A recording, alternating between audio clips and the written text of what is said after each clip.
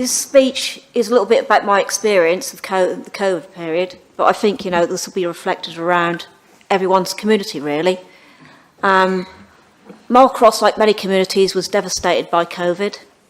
We have rather a lot of large families, workers on zero-hour contracts, and people really did struggle financially, were left with mental health issues as well as physical health issues from COVID.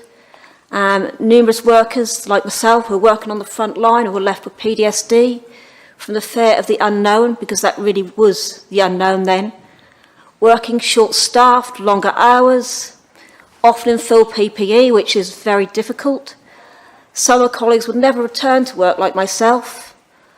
Many have mental scars from working so intensively and also have long COVID, which will make them unable to work physically, but which also will affect their financial outcomes for having to retire so early.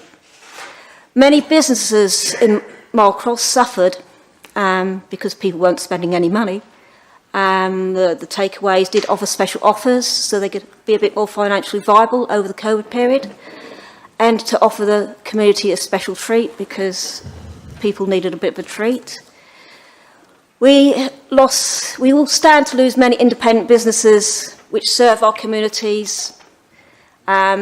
This will also have an impact on our ability to tackle the climate crisis because people travel out of area to shops for other services, as well as employment.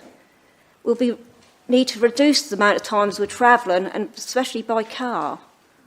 And we must have more public transport, like rail travel and buses.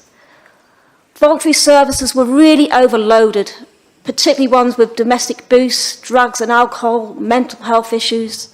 There needs to be more recognition of those agencies for what went really above the call of duty. I think it's not very amusing, Councillor Fisher.